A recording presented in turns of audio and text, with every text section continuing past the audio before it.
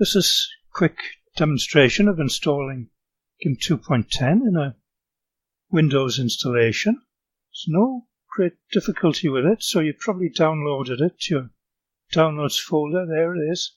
Install for all users or me only? Go for install for all users. Choose a language. Now then, rather than just hit the install button, do this customize. Click on that button there. And it takes you through a few things like this. Just leave the default installation folder. The only thing I would untick is translation. Saves a bit of disk space and several thousand files, but if you want a desktop icon, you've got to ask for one. Click on that.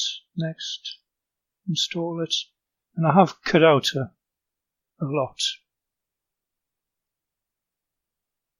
But it does eventually finish, and put a shortcut on the desktop.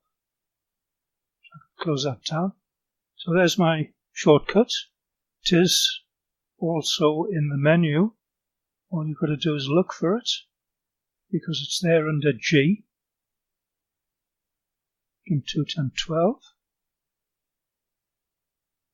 And if I open this one up, shortcut, first time you run it, it will take a little bit of time. Makes what's called a user profile. There's Gimp, and I've put on a light theme so you can see it. Dark theme's not very good for video.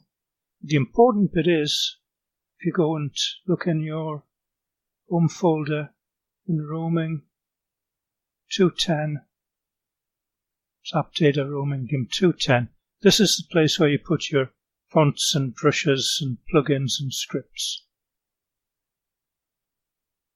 So nothing difficult there.